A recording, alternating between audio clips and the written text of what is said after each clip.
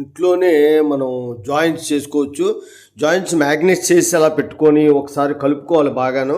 ఒకసారి మ్యాగ్నెట్ చేసాం కదా, అది మళ్ళీ ఒకసారి కలిపి ఒక పక్కన పెడితే అది ఏమవుతుందంటే బాగా నానుతుంది. 1 అవర్ దగ్గర ఉంటే మంచిది, లేకపోతే ఒక హాఫ్ అన్ అవర్, 1 అవర్ అయితే తర్వాత నూనె వేడి చేసుకొని చుట్టూ ఒకసారి కలుపుకొని దాంట్లో నెమ్మదిగా ఒకటి జాయింట్స్, ఈ 4 జాయింట్లు కూడా 4 వైపులు మన కళాయికి పట్టే విధంగా, అంటే కంజెస్టెడ్గా ఉండడం కాకుండా కరెక్ట్గా పట్టే విధంగా చేసుకుంటే మీకు ఏమంటే బాగా కుక్ అవుతుంది. హోటల్లో ఎలా ఉంటుందో అలాగే వస్తుంది టేస్ట్.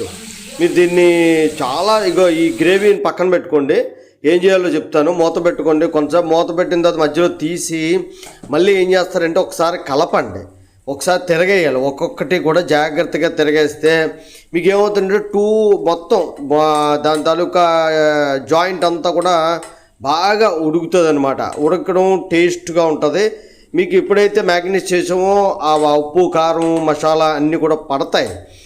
ఇది బయట ఫుడ్ తినకుండా ఇంట్లోనే చేసుకుంటే మీకు చాలా ఆరోగ్యం. దానికోసమే నేను సరదాగా ఇలాంటివి చేసి పెడుతున్నాను.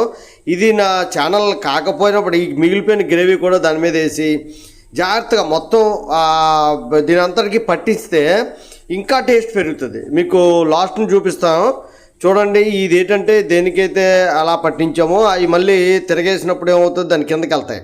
మూత పెట్టి కొంచెం ఉంచి తర్వాత మళ్ళీ ఒక్కసారి తిరగేయాలి. ఎందుకంటే గ్రేవీ వేసాం కాబట్టి, ఆ గ్రేవీ పైన వేసాం కదా, అది అలా కిందకి వెళ్తుంది. కిందన కూడా దాంతోపాటు దాంట్లో ఉన్న వాటర్తోనే ఉడికి ఇలాగే ఉంటుంది. మీకు హోటల్లో ఎలాగ వచ్చిందో అలా వచ్చింది. హోటల్లో ఏం చేస్తారంటే మంచి ప్లేట్లో పెట్టి చూపించిస్తాడు. తింటే నీకు సూపర్, అదే టేస్ట్. హోటల్లో అయితే పచ్చిమిర్చి ఇవన్నీ కరివేపాకు అన్నీ జల్లుతాడు. మనం అలా జల్లుకుంటే కొద్దిగా డెకరేషన్ ఉంటుంది అన్నమాట.